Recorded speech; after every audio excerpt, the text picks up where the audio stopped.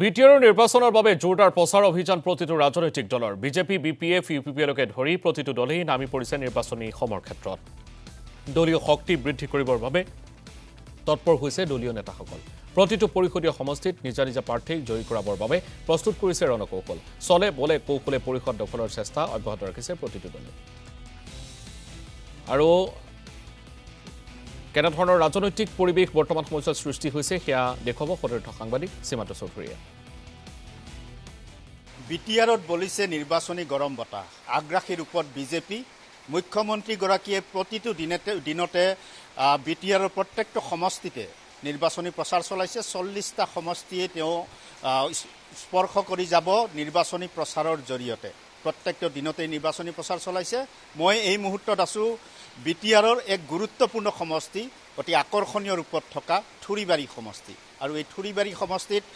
বিজেপিৰ দখলত আছে অভিৰাম মহানায়ক বিটিসি প্ৰশাসনৰ বিটিসি চৰকাৰৰ উপাধ্যক্ষ হিচাপে কাৰ্যনিৰ্বাহ কৰি আছে অভিৰাম মহানায়ক আৰু এইবেলি থুৰিবাৰী সমষ্টিত যেহেতু প্ৰতিদ্বন্দ্বিতা কৰিব মিত্ৰদল UPPL AGP BJP BPF Congress প্ৰত্যেকটো দলেই অংশগ্ৰহণ কৰিব আৰু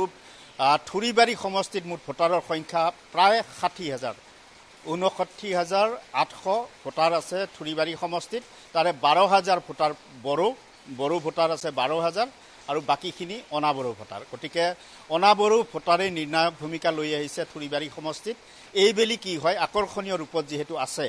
থুৰিবাৰী সমষ্টিটো কাৰণ মই ইতিমধ্যে উল্লেখ কৰিছোঁ যে মিত্ৰদল ইউপিপিএল এজিপি বিজেপি অংশগ্ৰহণ কৰিব থুৰিবাৰী নিৰ্বাচনত মই যিগৰাকী অগপৰ সম্ভাৱ্য প্ৰাৰ্থী মই তেওঁৰ কাষলৈ যাবলৈ যত্ন কৰিম পাৰ্থজিৎ ৰায় মুখ্যমন্ত্ৰীগৰাকীয়ে কঠোৰ ভাষাৰে কৈছে যে কঠোৰভাৱে তেওঁ উল্লেখ কৰিছে যদি বিজেপি ঘৰুৱাবলৈ এজিপিয়ে নিৰ্বাচনত অৱতীৰ্ণ হয় তেনেহ'লে দিছপুৰত প্ৰভাৱ পৰিব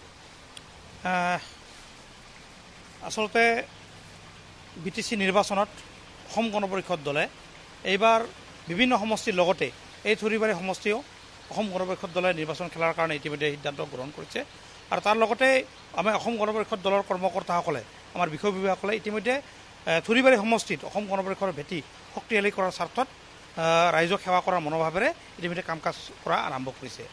এতিয়া মূল কথাটো হৈছে যিহেতু নিৰ্বাচনত বিগত বছৰত বিজেপিৰ যিগৰাকী প্ৰতিনিধি অভিৰাম মহানায়ক ডাঙৰীয়াই বিটিসিৰ ডেপুটি স্পিকাৰ হিচাপে তেওঁ নিৰ্বাচিত হৈছিল বা তেওঁ কাম কাজ কৰাৰ মানে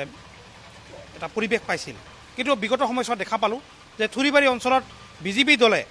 2020 চনত যিটো কথা কৈছিল যে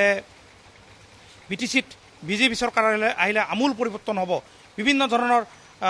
দুখীয়া ব্যক্তিসকলক সহায় কৰিব এই অঞ্চলত